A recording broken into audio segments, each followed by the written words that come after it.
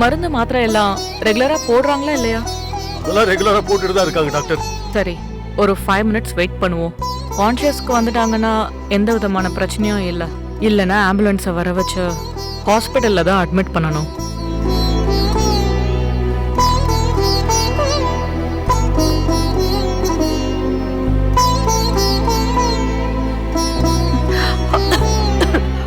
பாட்டி பாட்டி பாட்டிமா கண்ணை திறங்க. பாட்டிமா பாட்டிமா கண்ணை திறங்க. பாட்டிமா பாட்டிமா பாட்டிமா கண்ணை திறந்து என்ன பாருங்க. பாருங்க பாட்டிமா, இங்க பாருங்க. கண்ணை திறங்க, கண்ணை திறங்க.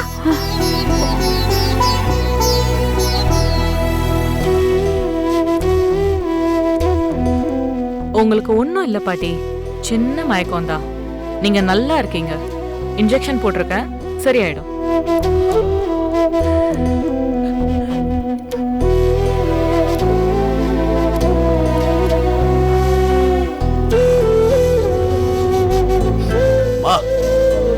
எப்படிமா இப்படி ஆச்சு? காலையில மாத்திரை போடலையா நீ? ஆமா, காலையில மாத்திரை போடல. அதான் திரதிரன்னு சுத்தி வந்து மயங்கி விழுந்துட்டேன்.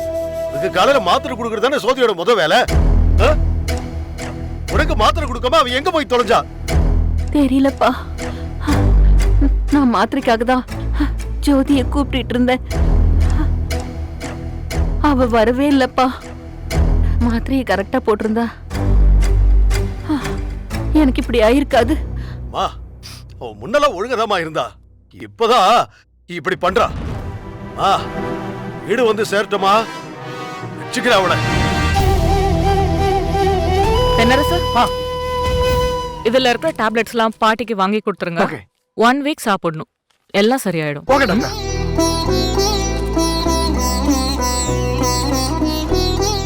டாக்டர், அம்மாவுக்கு பயப்படுற மாதிரி ஒண்ணும் இல்லையே? ஒன்னும் இல்ல சார், மறுபடியும் இந்த மாதிரி மயக்கம் எல்லாம் வராது. அவங்க மாத்திரை மட்டும் கரெக்டா போட சொல்லுங்க. சரிங்க டாக்டர். நல்லா தூங்கி ரெஸ்ட் எடுக்கட்டும். நீங்க யாருமே அவங்கள டிஸ்டர்ப் பண்ண வேண்டாம். சரிங்க டாக்டர். அப்ப நான் கிளம்புறேன். ரொம்ப நன்றி டாக்டர். சரி சார், வரேன்.